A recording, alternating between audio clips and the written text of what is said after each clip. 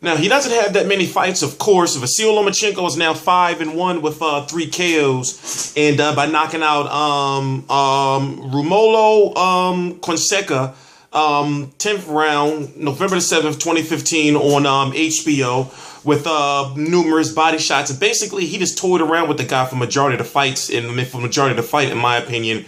And the question now is, who does he fight from here with majority of the big names that we would want to see him against signed with Haymon? And you know, Vasyl Lomachenko is a top-ranked fighter, and top-ranked fighters don't fight, have not been fighting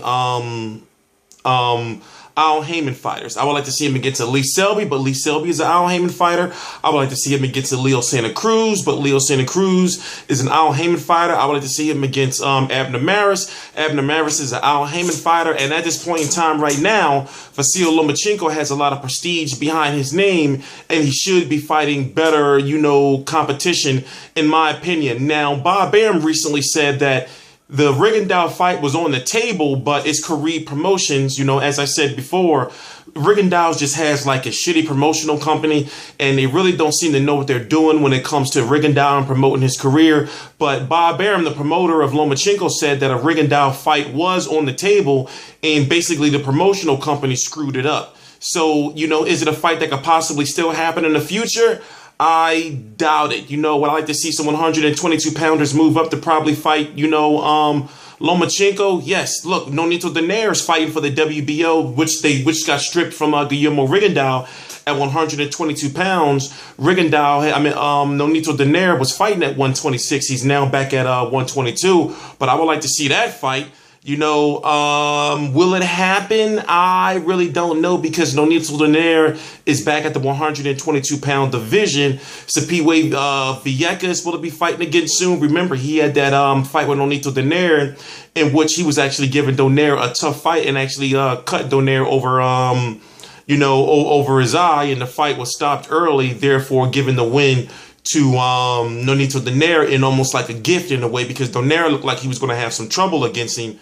You know, and then there's the other elephant in the room with Nicholas Walters. Now, those two, Vasyl Lomachenko and Nicholas Walters, was on a collision course to fight each other, but Nicholas Walters didn't make weight in his last fight and ended up losing his WBA Super World title, you know, which mean to the scales, which means that Lomachenko felt like, well, why should I fight him now? He don't got no belt. But I still would want to see that fight, you know, because it seems to make a lot more sense now, especially since Top Rank doesn't have enough fighters to, you know, throw in there with Lomachenko. So seeing him against a Nicholas Walters would be a good fight for him. But at this point in time, you know, right now, you know, we just have to wait and see, because right now he's the champion with the WBO.